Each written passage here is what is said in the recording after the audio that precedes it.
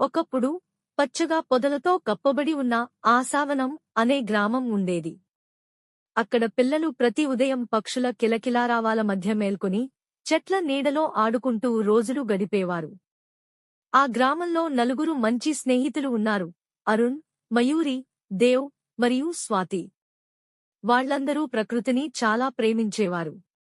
చెట్లకు నీళ్లు పోసేవారు, పూలను పూయించేవారు, పక్షులకు గింజలు వేయడం వాళ్లకు మమతగా ఉండేది.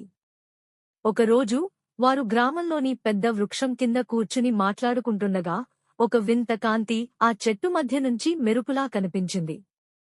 అది ఏమిటి అని మయూరి ఆశ్చర్యపోయింది. అరుణ్ జాగ్రత్తగా దగ్గరికి వెళ్లి చూశాడు. చెట్టు కొమ్మల మధ్య ఒక చిన్న తలుపు కనిపించింది.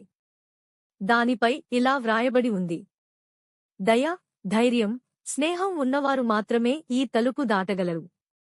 వాళ్ళు ఆసక్తితో తలుపు తట్టారు. ఒక్కసారిగా గాలులు వీచాయి. కాంతి వెలుగులో చెట్టు లోపలికి ఒక మాంత్రిక మార్గం తెరుచుకుంది. మాయా అరణ్యంలోకి ప్రవేశం. వాళ్ళు లోపలికి అడుగుపెట్టగానే చుట్టూ అద్భుత దృశ్యం కనిపించింది. రంగురంగుల పూలతో నిండిన పొదలు, మాట్లాడే జంతువులు, గాలిలో ఎగిరే తిత్తిరులు. మాంత్రిక అరణ్యానికి స్వాగతం అని ఒక చిన్న తిత్తిరి పలికింది. నేను టిట్టు. మీకోసం వానరాజు ఎదురు చూస్తున్నారు. వానరాజు అంటే ఆ అరణ్యానికి రాజు అయిన తెల్లని పెద్ద సింహం. వాళ్ళు వానరాజు దగ్గరికి వెళ్ళగా అతను గంభీరంగా అన్నాడు: మా అరణ్యానికి ఒక ప్రమాదం వచ్చింది. అంధకార మేఘం అనే దుష్ట మాంత్రికుడు మా పూలను ఎండబెట్టాడు, వాగులను ఆపేశాడు. మీరు మాకు సహాయం చేస్తారా? తప్పకుండా అని దేవ్ ధైర్యంగా అన్నాడు. దయ యొక్క పరీక్ష. మొదట వానరాజు అన్నాడు: ముందుగా మీరు దయ యొక్క మార్గం దాటాలి. అవాళ్లు ఆ మార్గంలో నడుస్తుండగా ఒక గాయపడిన కుందేలు కనిపించింది. స్వాతి వెంటనే దానిని ఎత్తుకుని ఆకుల మందు పెట్టింది. ధన్యవాదాలు పిల్లలు, కుందేలు పలికింది. మీ దయే మొదటి తాళం చెవి. ఒక బంగారు కాంతి వారిని చుట్టుకుంది. ధైర్యం యొక్క పరీక్ష. తరువాత వారు ఒక గుహ దగ్గరకు వచ్చారు. లోపల అంధకారముంది. ఇదే ధైర్య మార్గం అని టిట్టు చెప్పింది. అరుణ్ ముందుగా జ్యోతి పట్టుకుని లోపలికి వెళ్లాడు. లోపల ఒక పెద్ద పాము ఉన్నది. అది భయంకరంగా హిస్సుమంటూ వారిని భయపెట్టింది.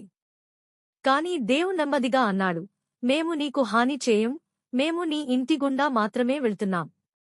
ఆ మాటలు విన్న వెంటనే పాము చిరునవ్వు నవ్వి మార్గం వదిలింది. మీ ధైర్యం రెండో తాళం చెవి. స్నేహం యొక్క పరీక్ష. చివరగా వారు ఒక సరస్సు దగ్గరికి చేరారు. అక్కడ ఒక చిన్న పక్షి బంధించబడి ఉంది. అది ఏడుస్తూ చెప్పింది: నన్ను మాంత్రికుడు బంధించాడు. మయూరి తన స్కార్ఫ్తో తాళం కట్టును విప్పింది. పక్షి విముక్తి పొందగానే ఒక పెద్ద వానధార ఆకాశంలో మెరుపులా కనిపించింది. మీరు మూడవ తాళం చెవిని పొందారు: స్నేహం. ప్రకృతి తిరిగి నవ్వింది. 3 తాళాలు ఒకేసారి వెలిగిపోయాయి. వాటి కాంతి చెట్లపై, నేలపై, ఆకాశంలో వ్యాపించింది. మాంత్రికుడు అంధకార మేఘం కరిగిపోయాడు. పూలు తిరిగి పూశాయి, జంతువులు నర్తించాయి, వాన కురిసింది. వానరాజు వచ్చి అన్నాడు: మీరు మా అరణ్యాన్ని రక్షించారు. ఇకమీదట ఈ అరణ్యం మీ స్నేహితుడు. అందరూ ఆనందంగా నాట్యం చేశారు. గాలిలో పూల సువాసన, నేలపై తేమ, చెట్లలో పక్షుల కిలకిలారావాలు. గ్రామానికి తిరుగు. తరువాత పిల్లలు ఆ మాంత్రిక తలుపు గుండా తిరిగి గ్రామానికి వచ్చారు. వాళ్ల గ్రామంలో కూడా వర్షం మొదలైంది. ప్రజలు సంతోషంగా నృత్యం చేశారు. అరుణ్, మయూరి, దేవ్, స్వాతి అందరూ ప్రకృతి స్నేహితులుగా మారారు. గ్రామ పెద్దలు అన్నారు: మీరు చూపించిన దయ, ధైర్యం, స్నేహం ఇవే నిజమైన మాంత్రిక శక్తులు. నీతి మోరల్. దయ, ధైర్యం, స్నేహం ఇవే జీవితం యొక్క 3 మాంత్రిక తాళాలు. ప్రకృతిని ప్రేమిస్తే ప్రకృతి మనల్ని ప్రేమిస్తుంది.